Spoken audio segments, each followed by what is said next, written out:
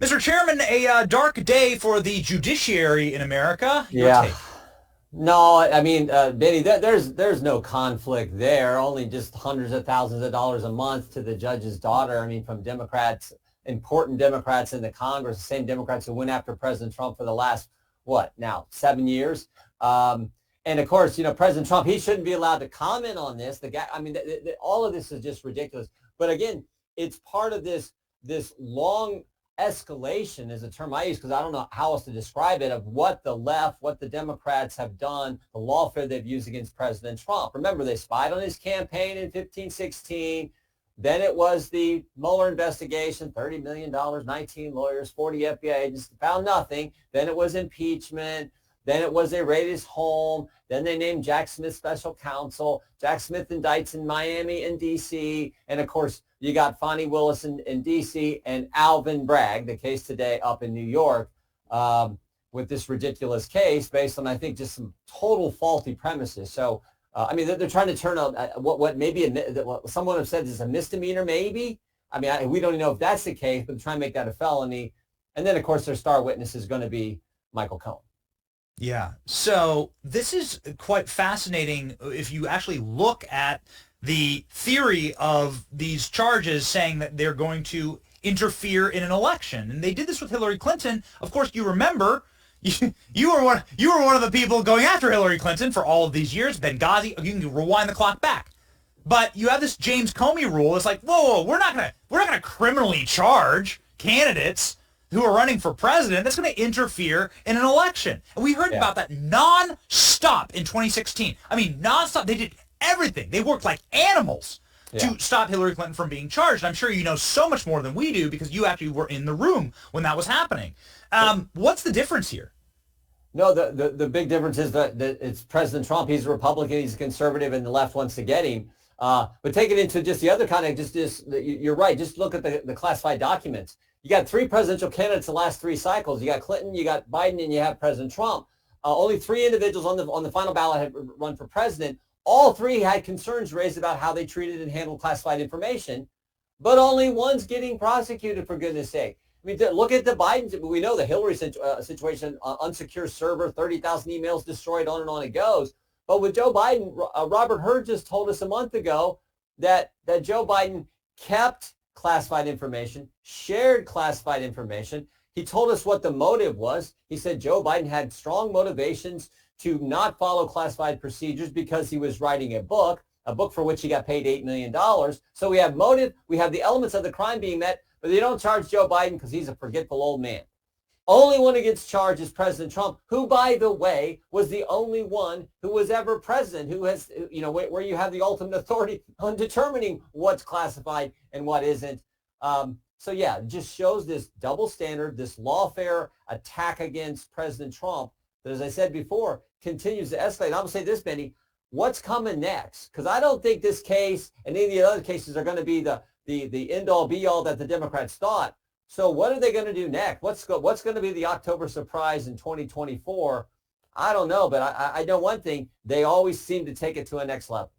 Yeah, I mean, this seems pretty remarkable. Over 50% of the cases, criminal cases that are felonies in New York, get brought down to a misdemeanor by Alvin Bragg. Yet here he is manipulating, bootstrapping, and accelerating, corkscrewing up a misdemeanor, as some say, but not proven, to a felony in order to get Donald Trump based on a letter Stormy Daniels signed saying that this never happened, that this was a nuisance lawsuit.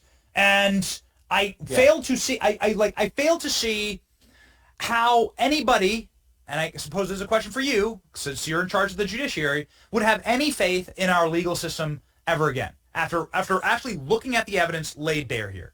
Yeah, it's unfortunate because it's supposed to be equal treatment under the law in our great country, the greatest country ever. It doesn't seem to be the case. It seems to be an unequal application of the law, and it depends on what political persuasion you are. I mean, if you're one of the elite left, your name is Comey, Strzok, Page, Clinton, Biden, you get treated one way. If you're Trump or a Republican, you get treated differently.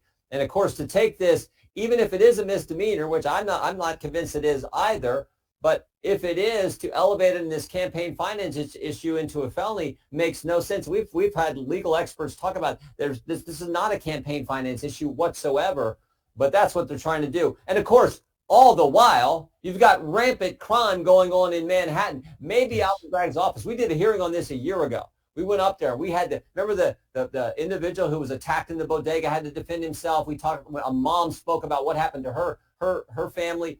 I mean, and we highlighted this escalation in crime you see in New York. And what's Alvin Bragg doing? Going after President Trump on this ridiculous charge. Yeah, it does seem like, Mr. Chairman, if you're going to be charging Trump for this and saying that this was campaign finance violations, then you've got to charge Joe Biden based on the open abuse and enrichment of his offices. And your committees have been revealing that it's throughout the Joe Biden impeachment inquiry. You can tie directly Chinese cash to Joe Biden's bank account. You can do the same thing with Ukraine and Hunter Biden, yet poof, nothing. Yeah, and nothing seems to happen there. But also remember what they were going to do last summer. They were going to give a sweetheart deal to Hunter Biden. In fact, they've let the statute of limitations lapse for the most important years. The year he got the bulk of the income from Burisma, when he was getting paid $1 million a year.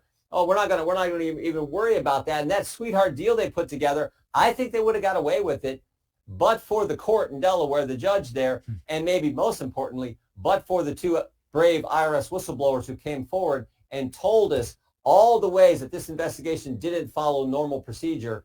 They were going to get away with it, but we had brave whistleblowers come forward and stop it. So yeah, that again, I think underscores just this double standard we see in our justice system today.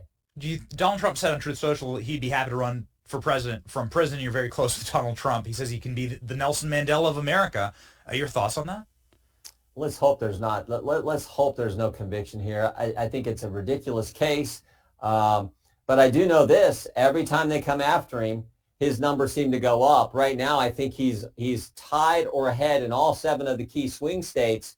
You know, Georgia, North Carolina, Pennsylvania, Michigan, Wisconsin, Nevada, Arizona, which I think shows how bad the Biden administration is, and the country gets this, this attack by the left on President Trump, this weaponization of government against the people, particularly the guy who's the opposite party, the head of the ticket, running for president of the United States. So I think the country's figured out, and it's one of the reasons that his numbers go up. He has a great line, Benny. I know you've been to many of his rallies, as have I. And one of the lines he uses is he says, "They're coming after me because I'm fighting for you." And I liked what he did out in your great state of Iowa, where he said out there during the caucuses, he goes, "They're coming after my freedom because I'm fighting for yours." And the country understands it, and that's why there's this intensity of support for him, because they see what's unfolding. This is from this weekend in Pennsylvania, obviously a border state of Ohio. Do I have that right? That's correct. Yeah. Yes? Yeah. Okay. So obviously we were in Ohio. We were in Dayton with Donald Trump just a year ago, and saw a rally that looked similar. But this thousands. I mean, this was a field. I think there's tens of thousands of people at this rally. What is your handicap for the 2024 election? I mean, the polls are obviously, we're 6 months out. They're going to pull something else. You've got to know it. You just said they were like, what's the next thing they're going to ratchet up?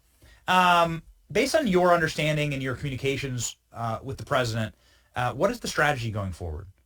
I think he just keeps taking the case to the American people. He talks about, what's happened in the 3 years and 80 days that approximately Joe Biden's been president. We went from a secure border to no border. We went from safe streets to record crime. We went from $2 gas to $4 and $5 gas. And we went from stable prices to record inflation.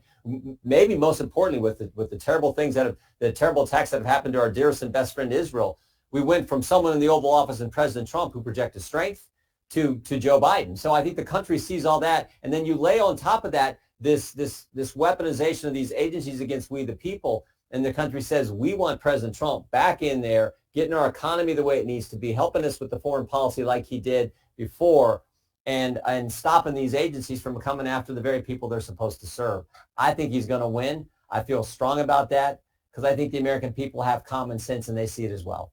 So real quickly here, you're the only person that's been doing any work on Big Fanny Willis out of Fulton County and how she is broken federal whistleblower rules. She has been misusing federal dollars. Now the DOJ is saying you were right, and that there is probably a major issue here. There are a lot of strings attached when you get federal dollars. You can't just buy laptops and swag, as the whistleblower said.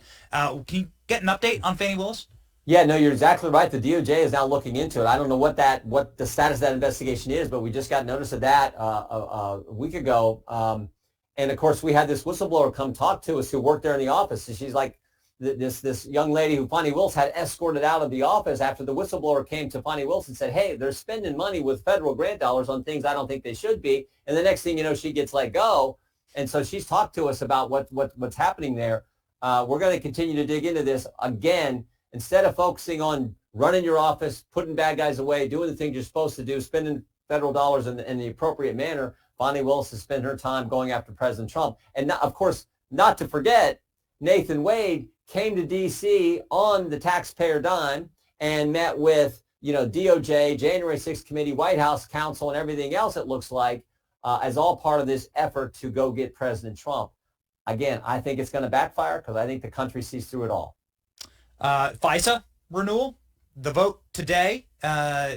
We've had Congresswoman Paulina Luna on this program talking about this. You started off your comments by saying they spied on Donald Trump's campaign, and they used FISA to do that. So what's going to happen today? Well, they're going to bring up this tabling motion, the motion to reconsider. It's sort of a complicated parliamentary thing. It's going to lose. The thing that lost last week, which I was fighting so hard for, was we wanted the warrant requirement to search what I call the giant haystack of information. They're going to search an American, use your name, your phone number, your email. You should have to go get a warrant. And we lost that amendment. The way it works is if an amendment ties, it loses in Congress.